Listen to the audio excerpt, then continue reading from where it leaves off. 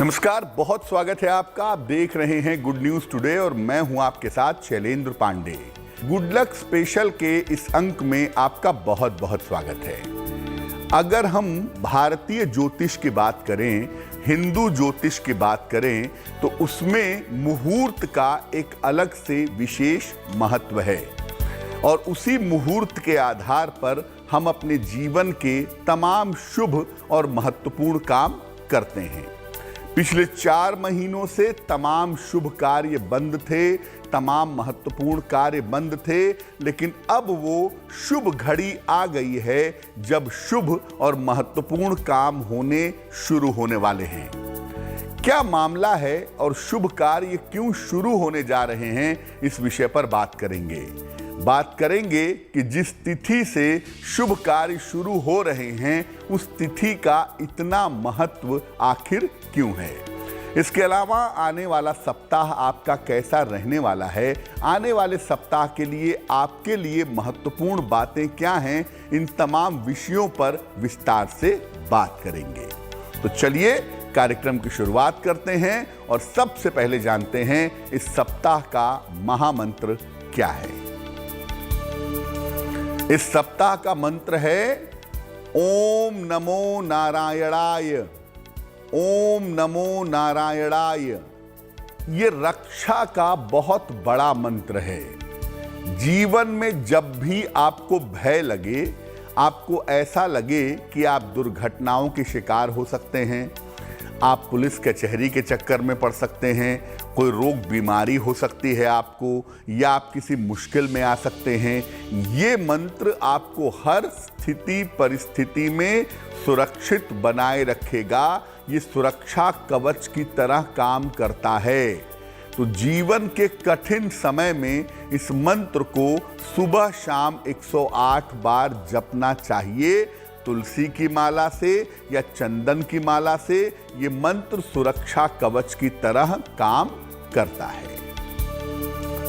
चलिए अपने विषय पर आते हैं। जैसा हमने बताया कि अब हम सबके जीवन में शुभ कार्य शुरू होने का समय आ गया है।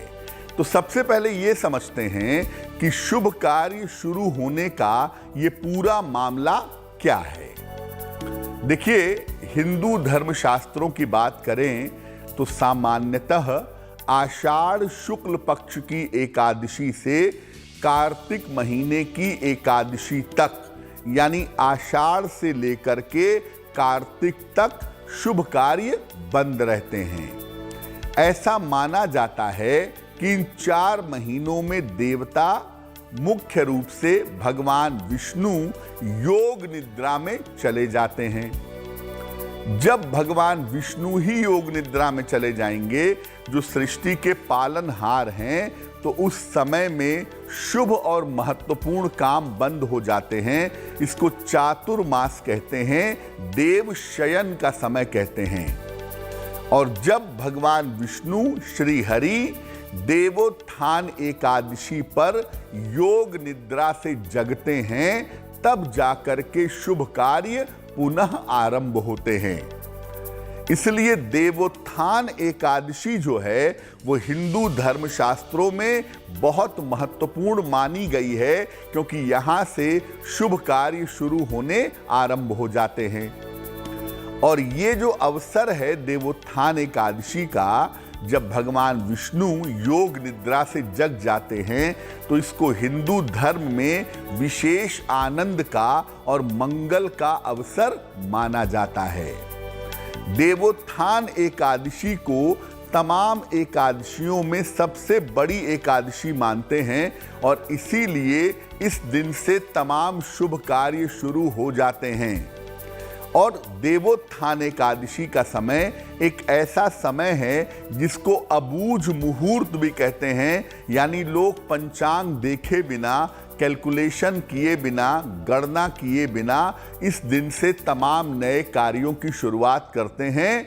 और अगर आप देश दुनिया में देखें तो देवोत्थान एकादशी पर बहुत ज़्यादा शादियां की जाती हैं, क्योंकि ऐसा माना जाता है कि ये दिन अपने आप में अत्यंत शुभ है।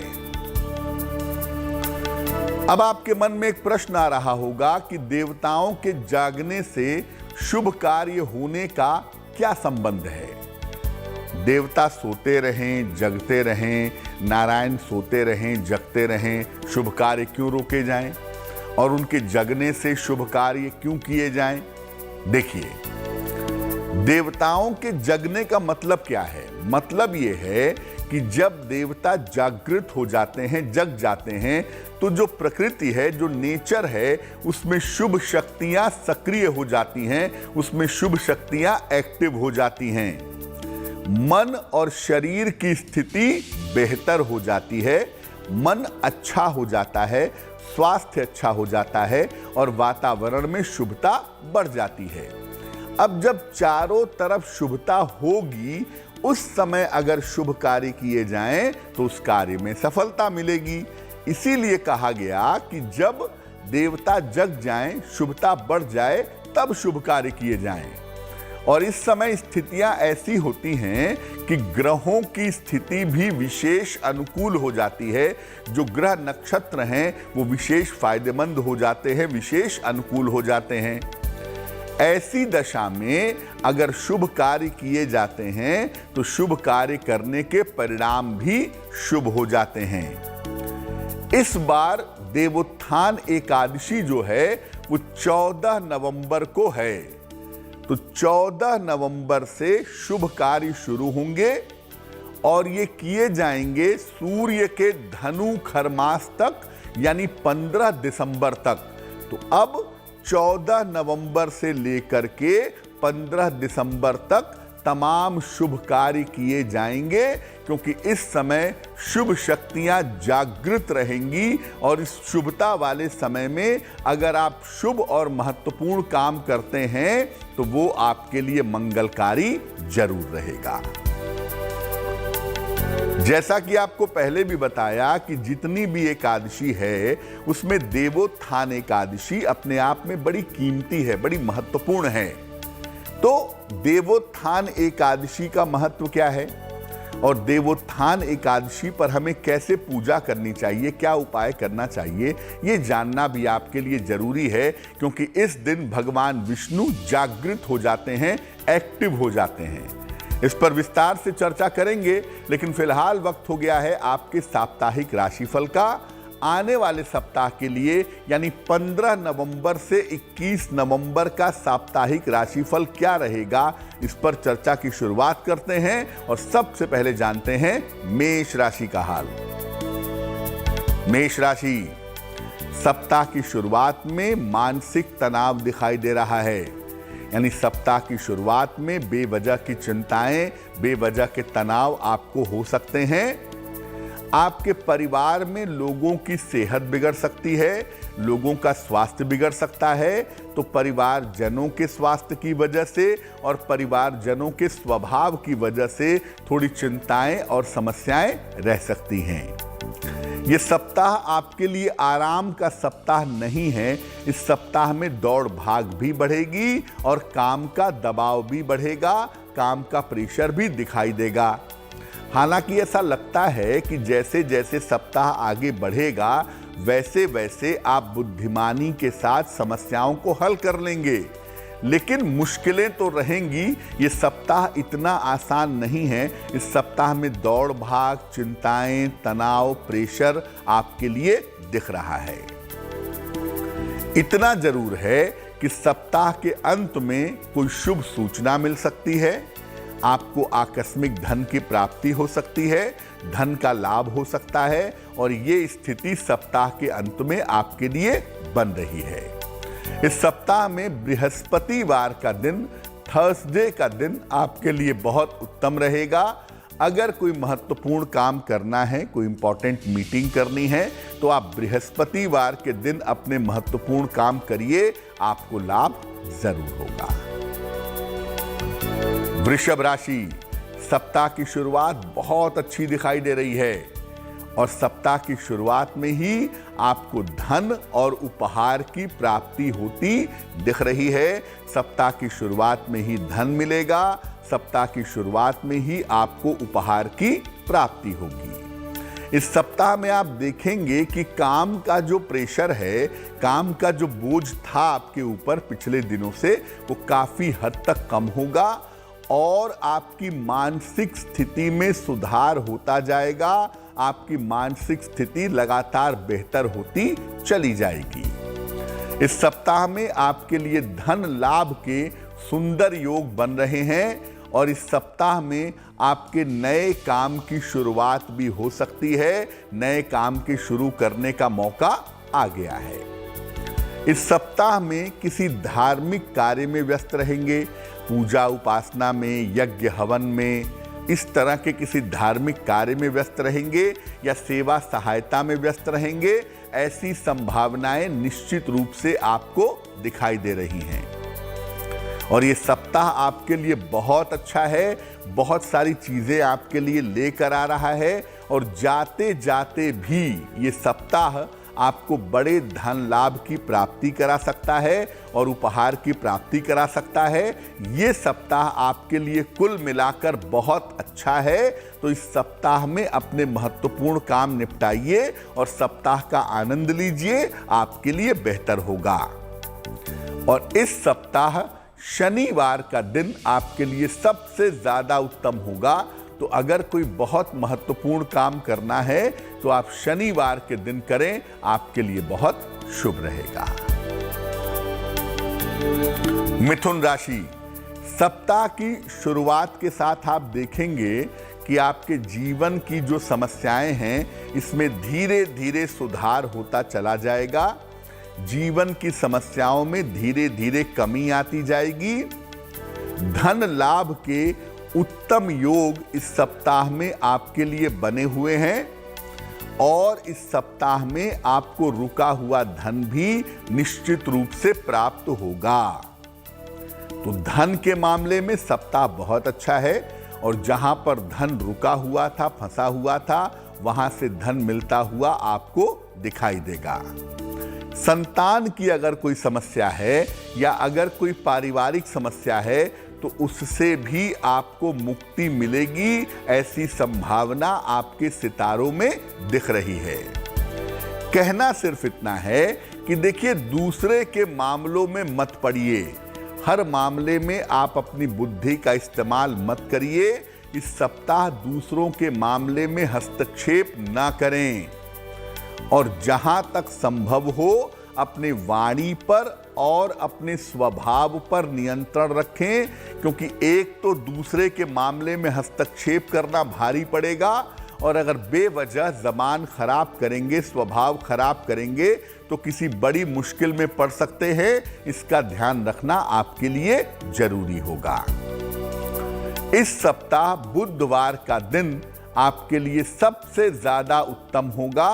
अगर कोई महत्वपूर्ण काम करना है, अगर कोई इंपॉर्टेंट काम करना है और आप बुधवार के दिन करते हैं तो उसमें सफलता आपको अवश्य मिलेगी। अपने विषय पर पुनः आते हैं। जैसा कि आपको बताया कि साल भर की जितनी भी एकादशी है उसमें सबसे बड़ी जिस एकादशी को हम मानते हैं वो है देवोत्थान एकादशी। इस दिन भगवान विष्णु योग निद्रा से जग जाते हैं और इस दिन से चारों तरफ शुभता आ जाती है और लोगों के जीवन में शुभ कार्य शुरू हो जाते हैं।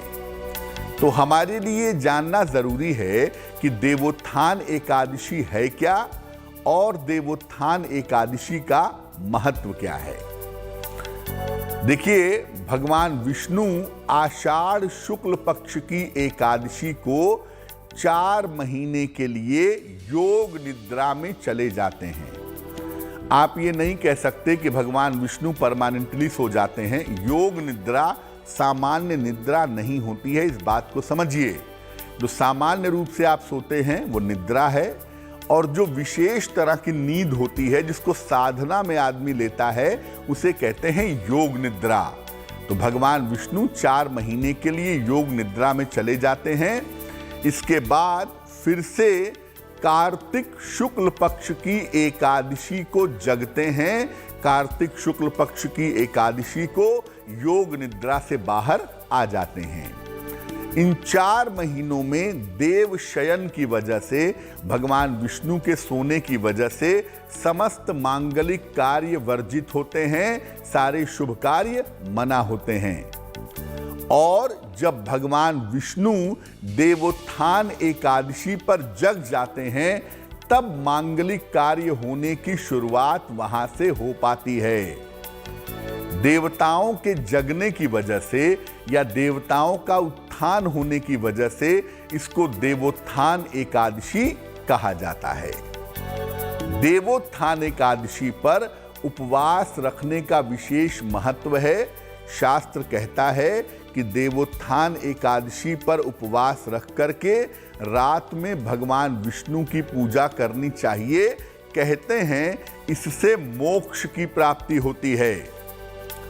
इसके अलावा देवोत्थान एकादशी पर तुलसी विवाह भी होता है और दीपदान का भी विशेष महत्व है। और जैसा आपको पहले भी बताया था कि देवोत्थान एकादशी साल भर का सबसे महत्वपूर्ण अबूझ मुहूर्त है। अबूझ मुहूर्त का मतलब इस दिन आपको ज़्यादा कैलकुलेशन नहीं करने, ज़्यादा सोचना विचारना नहीं है। आपको शादी करनी है, किसी नए काम की शुरुआत करनी है, कोई शुभ काम करना है, आप देवोत्थान एकादशी पर ये काम कर सकते हैं। साल में 3 मौके ऐसे होते हैं, वसंत पंचमी, अक्षय तृतीया और देवोत्थान एकादशी, जब बिना मुहूर्त देखे, बिना गणना किए आप कोई भी शुभ और कोई भी नया काम कर सकते हैं। देवोत्थान एकादशी पर भगवान विष्णु की पूजा उपासना कैसे होगी, पूजा विधान क्या होगा, इस पर चर्चा करेंगे। लेकिन फिलहाल जान लेते हैं आने वाले सप्ताह के लिए कर्क राशि के लोगों का साप्ताहिक राशिफल कैसा रहने वाला है। कर्क राशि, सप्ताह की शुरुआत से ही आपकी व्यस्तता बहुत ज्यादा रहने वाली है। इस सप्ताह में आपकी व्यस्तता बढ़ी रहेगी। करियर के मामले में और जीवन के मामले में आप बड़ा निर्णय लेंगे इस सप्ताह में, और ये निर्णय ज्यादातर मामलों में आपका ठीक दिखाई दे रहा है, सही दिखाई दे रहा है। किसी महत्वपूर्ण यात्रा पर, किसी महत्वपूर्ण छोटी यात्रा पर आप जा सकते हैं। ये संभावना भी आपके सितारों में इस सप्ताह में दिख रही है।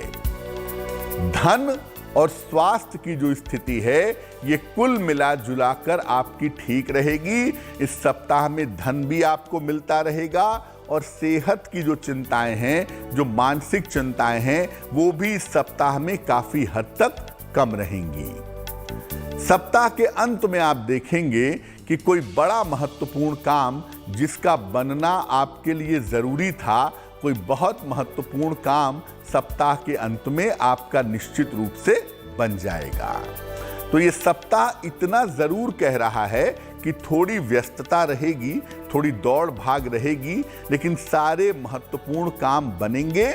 और इस सप्ताह में आपको छोटी यात्रा पर जाना पड़ेगा, उस यात्रा से भी लाभ होने की संभावना दिख रही है। शनिवार का दिन इस सप्ताह आपके लिए बहुत उत्तम होगा। अगर कोई महत्वपूर्ण काम करना है, अगर कोई इंपॉर्टेंट काम करना है, आप कोशिश करें कि वो काम शनिवार के दिन किया जाए, आपको निश्चित रूप से लाभ होगा। सिंह राशि, सप्ताह की शुरुआत बहुत अच्छी नहीं है। सप्ताह की शुरुआत में आपका स्वास्थ्य बिगड़ सकता है। सप्ताह की शुरुआत में सेहत के बिगड़ने की संभावनाएं दिखाई दे रही हैं। व्यर्थ के वाद विवाद हो सकते हैं परिवार में। सप्ताह की शुरुआत में एक तो स्वास्थ्य अच्छा नहीं है और दूसरा परिवार में बेवजह के वाद विवाद हो सकते हैं। और अगर गाड़ी वाड़ी सावधानी से नहीं चलाएंगे तो बेवजह के चोट चपेट की नौबत भी आ सकती है। लेकिन ये मामला केवल शुरुआती 2-3 दिनों तक ही है।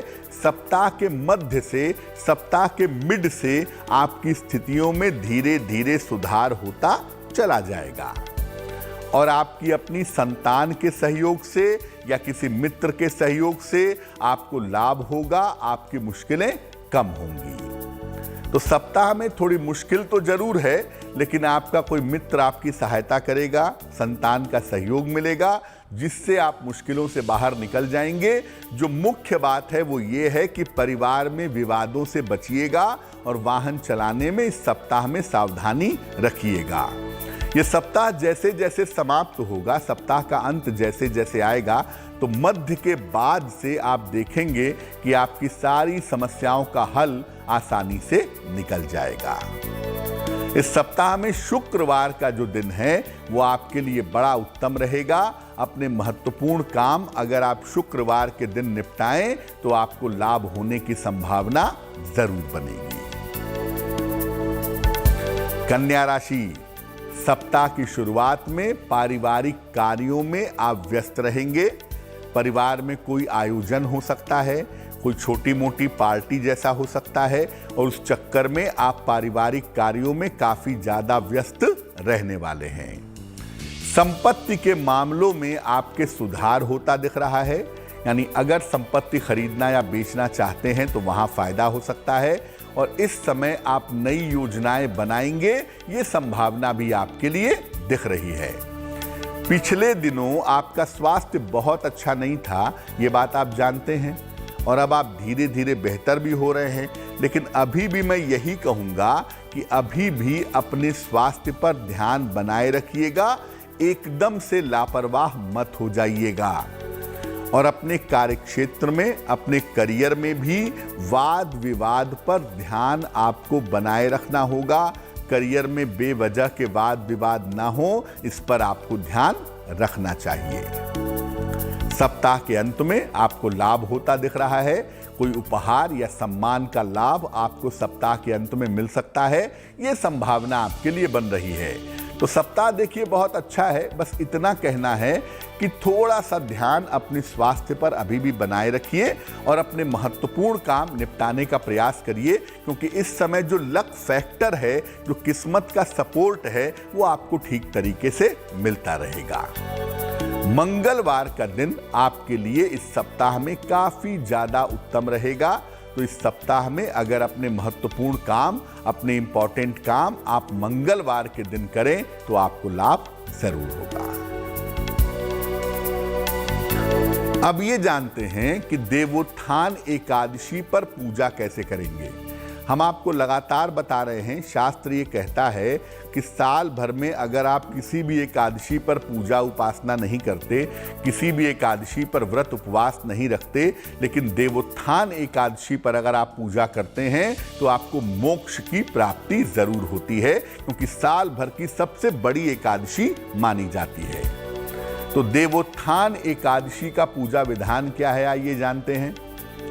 देखिए, अपने घर के आंगन में बेहतर होगा, अगर आंगन नहीं है तो घर की जो बड़ी वाली बालकनी है, खुली बालकनी है, वहां पर गन्ने का एक मंडप बनाएं, यानी चारों तरफ से गन्ने का रख करके उसका एक मंडप बना लीजिए, और बीच में चौक बनाया जाएगा, जिसको आप रंगोली भी कह सकते हैं। चौक के मध्य में चाहें तो भगवान विष्णु का चित्र रखें या भगवान विष्णु की मूर्ति रखें, और चौक के साथ ही भगवान के चरण चिन्ह बनाए जाते हैं, जिसको ढक दिया जाता है। ऐसा नहीं कि खुला रहेगा और कोई भी आएगा कोई भी देखेगा, तो चौक के साथ भगवान के चरण चिन्ह बनाए जाते हैं, और ये चरण चिन्ह बनाना बहुत जरूरी है। इसके बाद भगवान को गन्ना, सिंघाड़ा, फल और मिठाई अर्पित किया जाता है, यानी जो मौसम के फल है वो उनको अर्पित किए जाते हैं। और इसके बाद जहां भगवान विष्णु के चरण आपने बनाए हैं, जिसको ढक लिया है, उसी के सामने घी का एक दीपक जलाया जाता है, और ये घी का दीपक थोड़ा बड़ा होता है जो रात भर जलता रहता है। भोर में, यानी देवोत्थान एकादशी की जब रात बीत जाए, तो सूर्योदय के पहले भोर के समय में वो चरण जो आपने ढके हुए थे उसको खोल दिया जाता है, भगवान के चरणों की विधिवत पूजा की जाती है, और फिर चरणों को स्पर्श करके उनको जगाया जाता है। और जब उनके चरणों को स्पर्श किया जाता है, उन्हें जगाया जाता है, तो उस समय शंख बजाया जाता है, घंटा बजाया जाता है और भगवान विष्णु का नाम स्मरण किया जाता है। उनके मंत्र बोले जाते हैं, हरे राम राम राम हरे हरे, हरे कृष्ण कृष्ण कृष्ण हरे हरे। इस तरह के कीर्तन भी उस समय की जाती है। इसके बाद जब भगवान विष्णु को आप जगा लेते हैं, शंख घंटे की आवाज़ कर लेते हैं, उनकी पूजा कर लेते हैं, तो इसके बाद जो देवोत्थान एकादशी के व्रत उपवास की कथा है उसको सुना जाता है। और जब भगवान विष्णु जग जाते हैं तो इसके बाद से सारे मंगल कार्य विधिवत शुरू किए जा सकते हैं। सारे मंगल कार्य इसके बाद विधि विधान से शुरू हो जाते हैं। देखिए, वैसे तो जो घर की प्रमुख महिला होती है, जो घर की सबसे बड़ी महिला है, वही भगवान विष्णु के चरणों को स्पर्श करके उन्हें जगाती है। लेकिन मैं ये कहूँगा कि जो भी भगवान विष्णु को जगाएगा, उनके चरण स्पर्श करके घर के सभी सदस्यों को सुबह भोर में उठ करके भगवान विष्णु के चरणों का स्पर्श करके उन्हें जगाना चाहिए। क्योंकि ऐसा माना जाता है कि जो कोई भी देवोत्थान एकादशी पर रात में जग करके उपासना साधना करता है और इसके बाद भगवान विष्णु के चरणों को स्पर्श करके उनसे प्रार्थना करता है, उसकी मनोकामना निश्चित रूप से पूरी होती है। और सबसे महत्वपूर्ण बात, उसके मुक्ति और मोक्ष का रास्ता आसान हो जाता है। तो देवोत्थान एकादशी पर आप किस प्रकार से मध्यरात्रि में पूजा करेंगे और किस प्रकार से भगवान विष्णु के चरणों का स्पर्श करके उनको जगाएंगे, ये हमने आपको बता दिया। आगे हम आपको बताएंगे कि अपनी राशि के अनुसार आप देवोत्थान एकादशी पर भगवान विष्णु की पूजा कैसे करें, किन खास बातों का पालन करें। लेकिन उसके पहले आगे बढ़ते हैं साप्ताहिक राशिफल पर और बात करते हैं तुला राशि के लोगों के लिए आने वाला सप्ताह कैसा जाने वाला है। तुला राशि, देखिए, सप्ताह की शुरुआत में किसी नए कार्य का आरंभ हो सकता है। सप्ताह की शुरुआत में नए कार्य की शुरुआत होने की संभावना बन रही है। नौकरी करते हों या व्यवसाय करते हों, इस सप्ताह में कुछ न कुछ नई शुरुआत के संकेत हैं और इस समय कुछ न कुछ लाभ की स्थितियां भी आपके लिए बनी हुई हैं। इस सप्ताह में आपके संतान पक्ष की उन्नति भी दिखाई दे रही है, यानी संतान पक्ष की जो चिंताएं थी वो इस सप्ताह में दूर होंगी और संतान के साथ आपका आपसी तालमेल भी बेहतर होता हुआ दिख रहा है। देखिए, स्वास्थ्य की थोड़ी भी अगर समस्या होती है इस सप्ताह में तो उसमें लापरवाही मत करिएगा। हालांकि ज़्यादा संभावना नहीं है कि सेहत आपकी बिगड़े, लेकिन फिर भी मैं इतना कहूँगा कि अगर थोड़ी बहुत भी दिक्कत हो तो डॉक्टर से परामर्श करें, लापरवाही ना करें। सप्ताह के अंत में कोई पुरानी समस्या आपको परेशान कर सकती है, इसलिए अगर कोई पुरानी समस्या थी या किसी पुरानी समस्या की वजह से दिक्कत हो रही थी और वो समस्या सामने आती है तो उसको निपटाने का प्रयास करें, उसको नज़रअंदाज ना करें। मंगलवार का जो दिन है वो इस सप्ताह में आपके लिए विशेष अनुकूल रहेगा। यानी अगर कोई महत्वपूर्ण काम आपको करना है, कोई बड़ा काम निपटाना है, किसी बड़ी समस्या से मुक्ति चाहिए, तो आप मंगलवार के दिन वो काम करने की कोशिश करिएगा, आपके लिए बढ़िया होगा। वृश्चिक राशि, इस सप्ताह में व्यस्तता आपकी बहुत ज़्यादा रहने वाली है। इस सप्ताह में आप काफ़ी व्यस्त रहेंगे और इस व्यस्तता से आपको बहुत सारे फायदे भी होंगे। यानी ऐसा नहीं है कि बेवजह के व्यस्त रहेंगे, काम के लिए व्यस्त रहेंगे और इस व्यस्तता से आपको फायदा होगा।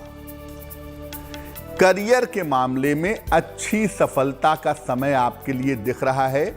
यानी करियर में अगर आप कोई कोशिश करते हैं, कोई प्रयत्न करते हैं तो वहां पर लाभ होने की संभावना जरूर बन रही है।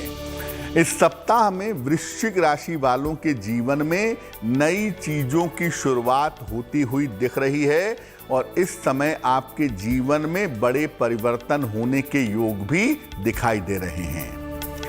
अगर आप कोई नई संपत्ति खरीदना चाहते हैं या नया वाहन खरीदना चाहते हैं तो आपके लिए समय उपयुक्त है। इस समय आप नई संपत्ति या नया वाहन खरीद सकते हैं। ये संभावना आपके लिए जरूर दिख रही है। जो लोग अविवाहित हैं और जिनकी राशि वृश्चिक है, इस सप्ताह में आपके विवाह के मामले तेज हो सकते हैं, यानी विवाह तय होने की संभावना इस सप्ताह में आपके लिए निश्चित रूप से बन सकती है। तो अगर कोई विवाह संबंधी बात चल रही है तो उसको आगे बढ़ाइए, वो आपके लिए फायदेमंद साबित होगी। इस सप्ताह में बृहस्पतिवार का दिन आपके लिए विशेष अनुकूल होगा और बृहस्पतिवार के दिन का इस्तेमाल करिएगा अपने महत्वपूर्ण काम करने के लिए। आपको निश्चित रूप से लाभ होगा। धनु राशि, सप्ताह की शुरुआत में स्वास्थ्य का थोड़ा ध्यान रखिएगा। सेहत आपकी बिगड़ सकती है। सर्दी जुकाम की, बुखार की समस्याएं आपको सप्ताह की शुरुआत में ही पकड़ सकती हैं, परेशान कर सकती हैं। काम का दबाव इस सप्ताह में बढ़ता हुआ दिख रहा है। काम बहुत ज़्यादा होगा और पिछले समय से बहुत सारे रुके हुए काम भी इस सप्ताह में आपको निपटाने पड़ेंगे। इस सप्ताह में आपके लिए आराम की कमी दिखाई दे रही है। इस सप्ताह में आप आराम नहीं कर पाएंगे, काम का प्रेशर बहुत रहेगा। सप्ताह के मध्य में करियर में कुछ परिवर्तन होता दिख रहा है। कोई छोटा मोटा परिवर्तन करियर के मध्य में होगा और उस परिवर्तन के बाद आपके लिए सुधार होता हुआ भी दिखाई दे रहा है। इस समय जल्दबाजी से बचिए, बेवजह की जल्दबाजी मत करिए और व्यर्थ का तनाव मत पालिए, क्योंकि ये आपके लिए ठीक नहीं होगा। तनाव इसलिए मत पालिए क्योंकि आपका समय इतना बुरा नहीं है। आने वाला समय आपका बहुत ही बढ़िया है और जल्दबाजी में निर्णय लेकर के कोई गलती कर बैठें तो उससे भी बचिए। जल्दबाजी मत करिए और व्यर्थ का तनाव मत पालिए। सप्ताह के अंत में करियर से जुड़ी हुई कोई शुभ सूचना आपको मिल सकती है, जो आपके करियर में आपके लिए सफलता के रास्ते खोल सकती है। शनिवार का दिन इस सप्ताह में आपके लिए विशेष अनुकूल रहेगा, यानी जो भी महत्वपूर्ण काम है अगर वो आप शनिवार के दिन करें तो आपको लाभ होगा। खास तौर से अगर कोई मीटिंग है, किसी बड़े टास्क को निपटाना है तो शनिवार के दिन करके देखिए, आपको लाभ अवश्य होगा। अंतिम 3 राशियों के साप्ताहिक राशिफल पर भी चर्चा करेंगे, लेकिन फिलहाल आपको बताते हैं आपके राशि के हिसाब से आप देवोत्थान एकादशी पर यानी 14 नवंबर को आप कौन सा उपाय करें जिससे देवोत्थान एकादशी पर श्री हरि की, भगवान विष्णु की कृपा आपको मिल सके। बात सबसे पहले मेष राशि की। मेष राशि के लोग देवोत्थान एकादशी पर भगवान विष्णु के चरणों का दर्शन करेंगे उनके जागरण के बाद, और उन्हें गुड़ का भोग लगाएंगे और उसको प्रसाद रूप में ग्रहण करेंगे।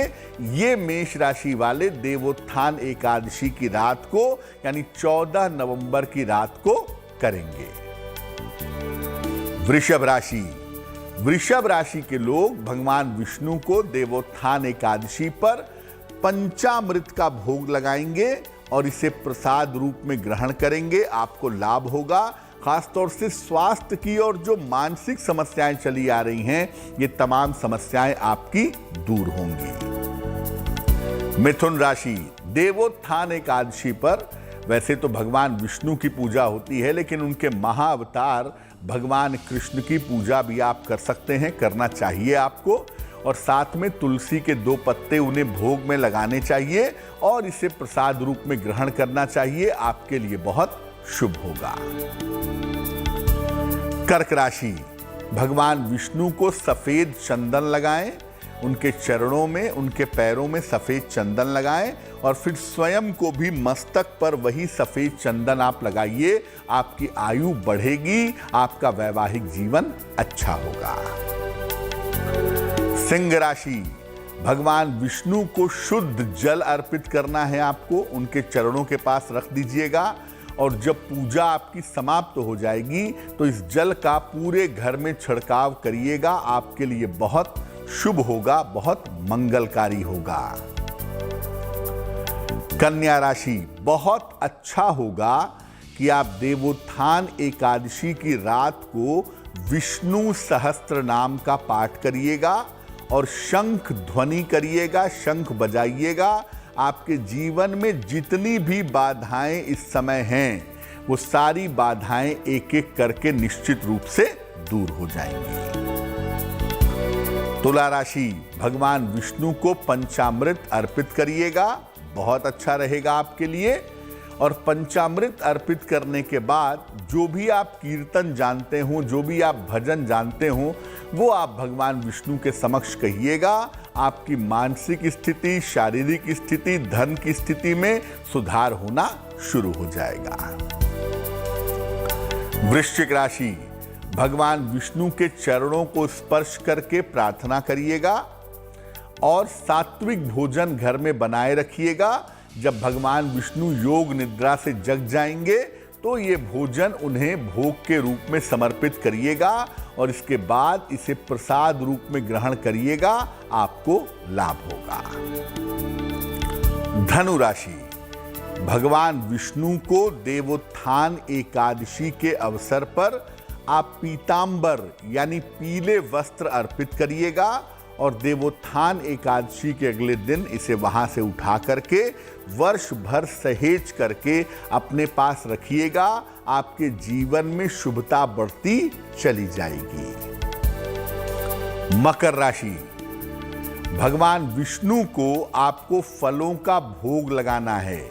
जो मौसम के फल हैं, वैसे सिंघाड़े का, गन्ने का, केले का भोग उनको लगता है, तो आप भगवान को फलों का भोग लगाइएगा और इसे प्रसाद के रूप में ग्रहण करिएगा। संतान से जुड़ी हुई जो भी चीज़ें हैं, संतान से जुड़ी हुए जो भी मामले हैं, वो तमाम मामले आपके हल होंगे। कुंभ राशि, भगवान विष्णु के चरणों के समक्ष एक घी का दीपक जलाइएगा और जैसा मैंने पहले भी कहा था कि जो घी का दीपक आप भगवान विष्णु के लिए जलाएंगे, वैसे तो ये शाम को ही जला दिया जाएगा और पूरे रात भर ये दीपक जलता रहेगा। दीपक जला करके भजन कीर्तन अगर आप करते हैं तो आपके लिए बहुत शुभ होगा, बहुत मंगलकारी होगा। मीन राशि, भगवान को बहुत सारे फूल आपको अर्पित करने हैं। भगवान के चरणों में बहुत सारे फूल अर्पित करिए। खास तौर से अगर पीले रंग के फूल हों तो बहुत ही शुभ होगा, बहुत ही मंगलकारी होगा। ये फूल अर्पित करके जो प्रार्थनाएं आपको भगवान विष्णु से करनी है वो प्रार्थनाएं आपको करनी चाहिए। तो देवोत्थान एकादशी पर अपनी राशि के हिसाब से आप क्या उपाय कर सकते हैं वो भी हमने आपको बता दिया।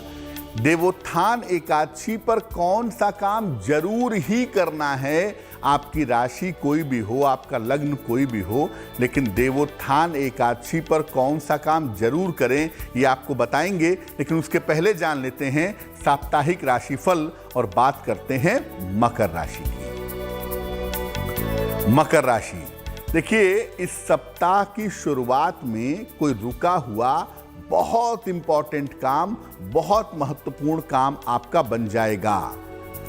आपके करियर की स्थितियां निश्चित रूप से मजबूत होंगी और इस समय आपको पद और प्रतिष्ठा का फायदा होता हुआ दिख रहा है, यानी करियर में लाभ के सुंदर संयोग बने हुए हैं। सप्ताह के मध्य में बुध या बृहस्पतिवार के आसपास स्वास्थ्य का थोड़ा सा ध्यान रखिएगा, क्योंकि इस समय सेहत को लेकर के इन दिनों में थोड़ी दिक्कतें आपको हो सकती हैं। हालांकि देखिए इस सप्ताह में पारिवारिक मामले भी आपके ठीक हैं और आपकी धन की स्थितियां भी उत्तम बनी हुई हैं, यानी इस सप्ताह में पारिवारिक फायदे भी होंगे और धन लाभ के योग भी बन रहे हैं। सप्ताह के अंत में करियर में परिवर्तन का कोई नया मौका मिल सकता है। आप बहुत दिनों से करियर में कोई बड़ा बदलाव करना चाहते हैं जिससे आपकी स्थिति और भी बेहतर हो जाए, तो सप्ताह के अंत में परिवर्तन का कोई नया अवसर आपको मिल सकता है, ये संभावना दिख रही है। ये सप्ताह आपके लिए बहुत अच्छा है। केवल सप्ताह के मध्य में थोड़ा सा स्वास्थ्य का ध्यान रखिएगा और जो नए मौके, नए अवसर आपको मिल रहे हैं उन्हें पकड़ लेना ही इस समय आपके लिए बुद्धिमानी होगी। सोमवार का दिन इस सप्ताह में आपके लिए विशेष अनुकूल होगा। जितने भी आपके महत्वपूर्ण काम हैं, अगर वो आप सोमवार के दिन करें तो आपको लाभ अवश्य होगा। कुंभ राशि, सप्ताह की शुरुआत से धन की स्थिति में लगातार सुधार होगा। धन को लेकर पिछले हफ्ते में थोड़ा प्रेशर रहा है, ये प्रेशर इस सप्ताह में समाप्त होगा और धन लाभ के सुंदर योग आपके बनते जाएंगे। काम का दबाव और काम का तनाव भी आपका कम होगा और आपका मन निश्चित रूप से ठीक होता चला जाएगा। मन की स्थिति में लगातार सुधार होता हुआ आपके लिए दिख रहा है। करियर में कोई बड़ी सफलता इस सप्ताह में मिल सकती है और बड़ी जिम्मेदारी भी इस समय में आपके कंधे पर आ सकती है, ये संभावना आपके लिए बन रही है। लेकिन याद रखिए, इस सप्ताह बाकी व्यस्तताएं तो नहीं हैं, लेकिन शिक्षा के मामले में, प्रतियोगिता के मामले में, कंपटीशन के मामले में थोड़े से व्यस्त रहेंगे। पढ़ाई लिखाई में थोड़ी व्यस्तता आपकी दिख रही है।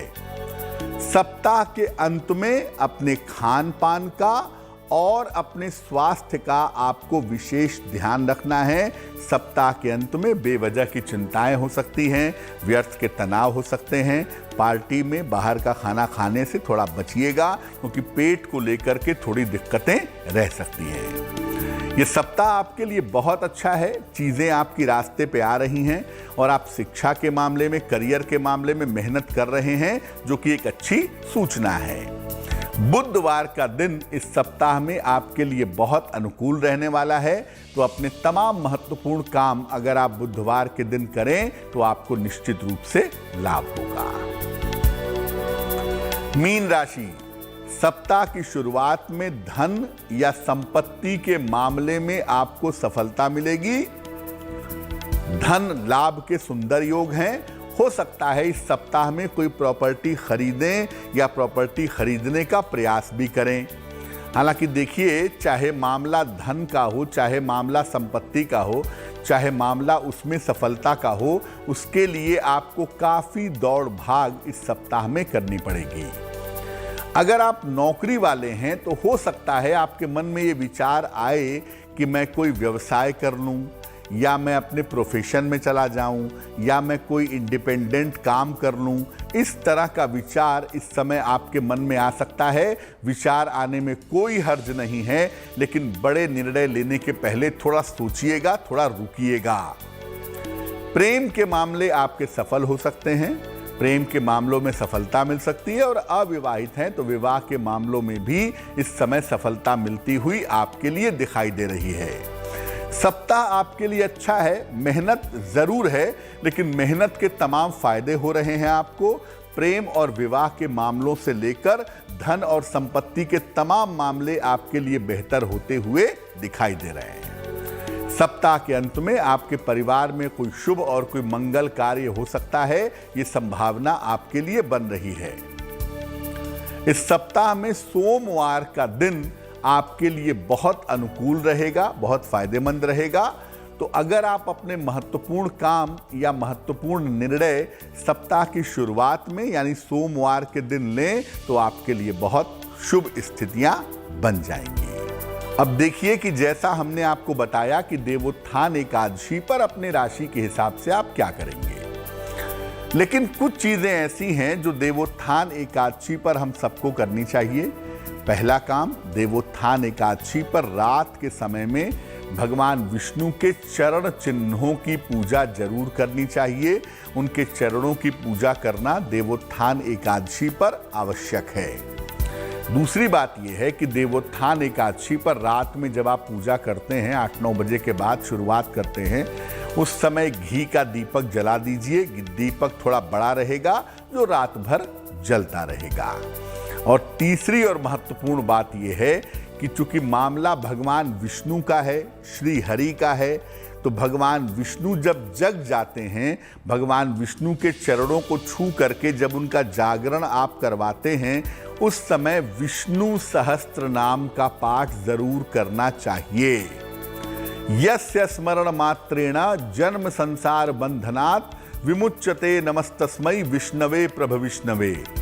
तो विष्णु सहस्त्र नाम का पाठ अगर आप देवोत्थान एकादशी पर करते हैं, आपके पापों का प्रायश्चित होगा, आपकी मनोकामना पूरी होगी और आप देखेंगे कि जीवन में शुद्धता के साथ आप सफलता के रास्ते पर चल सकेंगे।